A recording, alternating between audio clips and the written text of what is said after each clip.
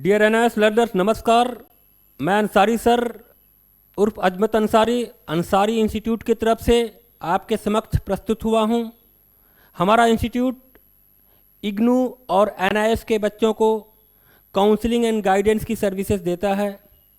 इसके अलावा हम बच्चों को ऑनलाइन टीचिंग सर्विस भी प्रोवाइड करते हैं। लर्नर्स को अगर इस तरह की किसी भी सेवा की ज़रूरत है तो आप हमसे हमारे YouTube चैनल के माध्यम से संपर्क कर सकते हैं। हमारे YouTube चैनल के डिस्क्रिप्शन में हमारे लिंक दिए हुए हैं जिसके मार्फत से आप हमें संपर्क कर सकते हैं। जैसा कि आप जानते हैं, एनएस के प्रैक्टिकल एग्ज़ाम्स के डेट शीट पब्लिक हो चुके हैं। एनएस के प्रैक्टिकल एग्ज़ाम्स अर्थात मार्च अप्रैल 2022 के जो एग्ज़ाम्स के डेट शीट पब्लिश हो चुके हैं। इस डेट शीट में तमाम सब्जेक्ट्स का एक टाइम ड्यूरेशन दिया गया है, कितने से कितने डेट के बीच कौन कौन सा एग्ज़ाम होगा। इसी सिलसिले में जो सबसे पहला एग्ज़ाम प्रैक्टिकल एग्ज़ाम है वो सीनियर सेकेंडरी का होम साइंस है।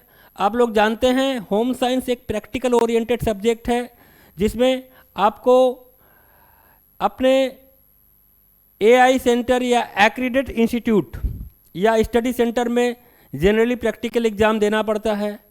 प्रैक्टिकल एग्ज़ाम का रूटीन जो भी पब्लिश हुआ है, इसके अलावा आपको अपने स्टडी सेंटर में एग्ज़ाम के पहले जाकर किस पार्टिकुलर डेट में आपका होम साइंस का प्रैक्टिकल एग्ज़ाम होगा, किस बैच में आपका एग्ज़ाम होगा, यह तमाम जानकारी आपको संग्रहित करना पड़ेगा। आपको अपना आईडी कार्ड संभाल के रखना है। आप एग्ज़ाम के पहले उम्मीद करता हूं कि एनएस के वेबसाइट में प्रैक्टिकल एग्ज़ाम के हॉल टिकट पब्लिश हो जाएंगे।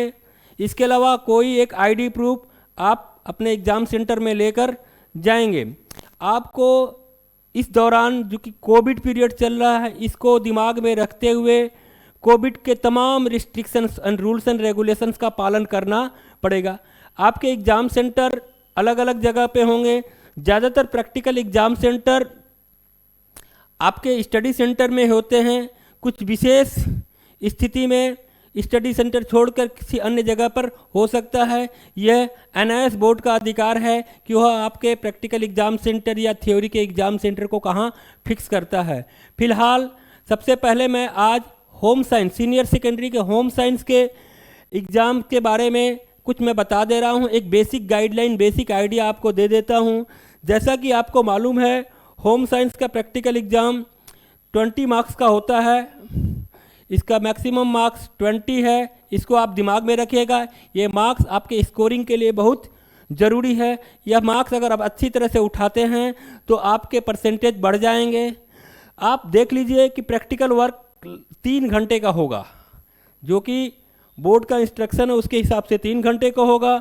आपको ग्रुप ए से कौन कौन जो टॉपिक हैं, रिसोर्स मैनेजमेंट, फैब्रिक साइंस, ये रिसोर्स मैनेजमेंट और फैब्रिक साइंस पर कोई एक प्रैक्टिकल दिया जाएगा जिस पर आपके जो मार्क्स है 4 मार्क्स अलॉट किए गए हैं। इसके अलावा ग्रुप 2 एक प्रैक्टिकल, उसमें जो टॉपिक है child development, food and nutrition, इससे भी आपको 4 मार्क्स अलॉट किया गया है। ग्रुप 3 जो आपका ऑप्शनल मॉड्यूल है। ऑप्शनल मॉड्यूल में 3 मॉड्यूल है, 6A, 6B, 6C। इनमें से कोई एक मॉड्यूल हो सकता है तीनों मॉड्यूल से प्रश्न दिए जाए।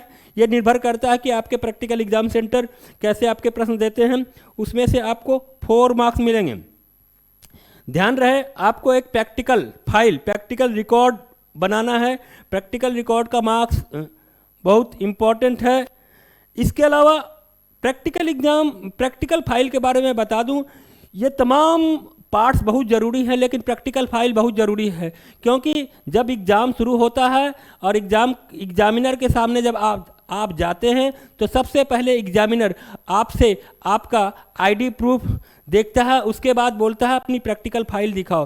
प्रैक्टिकल फाइल वह ऐसा विषय है जो कि आपका पहला इम्प्रेशन क्रिएट करता है। अगर आपका प्रैक्टिकल फाइल बहुत अच्छी तरह से सजा धजा और ऑर्गेनाइज है तो निश्चित ही इसका इम्प्रेशन बहुत अच्छा पड़ेगा और इसकी वजह से बाकी कंपोनेंट में भी आपको अच्छे मार्क्स मिल सकते हैं। आप ध्यान में रहें कि आपको 4 मार्क्स भाइबा के हैं। अगर आपके प्रैक्टिकल फाइल बहुत अच्छे हैं तो इसका असर आपके भाइबा पर पड़ेगा।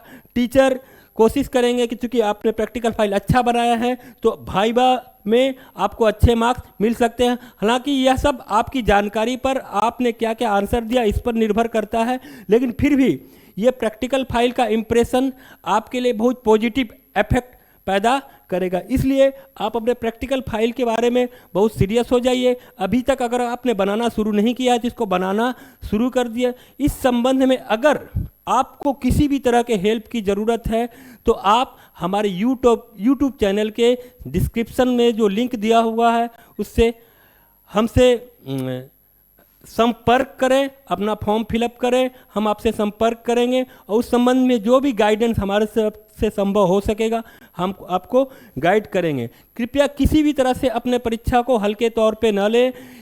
एनओएस एक सेंट्रल गवर्नमेंट का बोर्ड है और एक स्टैंडर्ड बोर्ड है। इसके कोर्स और सिलेबस काफ़ी अच्छे हैं और इस परीक्षा को पास करने के बाद आपको भारत की किसी भी यूनिवर्सिटीज़ में, लगभग मैक्सिमम यूनिवर्सिटीज़ में आपको एडमिशन मिल सकता है कि बशर्ते कि आप उस एडमिशन के उस यूनिवर्सिटीज़ के मार्किंग क्राइटेरिया को फुलफिल करते हैं जो उनकी रिक्वायरमेंट है।